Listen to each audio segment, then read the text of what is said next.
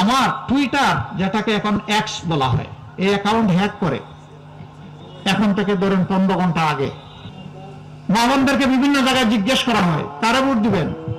হয়তো সে তার পছন্দ মতো বললো যে আমি দাঁড়িপাল্লায় ভোট দিব। কেন দিবেন? কই যে এখানে আমার ইজ্জত নিরাপদ থাকবে। তো আপনি মাথা গরম করে কি করবেন? আপনিও মাকে সেই ইজ্জত দেন, তাইলে তারা আপনাকেই ভালোবাসবে, সমর্থন করবে। আপনি বেইজ্জত করবেন আর জোর করে আমার মায়ের সমর্থন নেবেন। আপনি কি আমার মায়ের জাতিকে বোকা ভাবছেন নাকি? আমি কোন ভাষায় নিন্দা জানাবো আই ডোন্ট নো। আমি আমার মাদেরকে কিভাবে সম্মান করি, আমার মায়েরা তার সাক্ষী। বাংলাদেশের 9 কোটি মা সাক্ষী।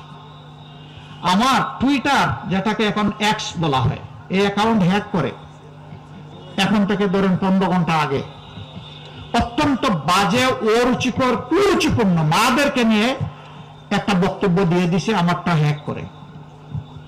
একটা দল দেখলাম যে হই হই রই রই করে মিছিল শুরু করে দিচ্ছে।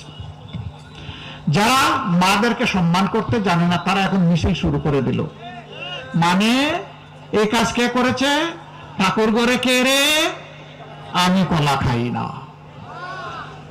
মুখ লুকে লুকে বলছে আমি কিন্তু কলা খাই না। ওই কলা অর্ধেক খাওয়া অবস্থায় বলতেছে।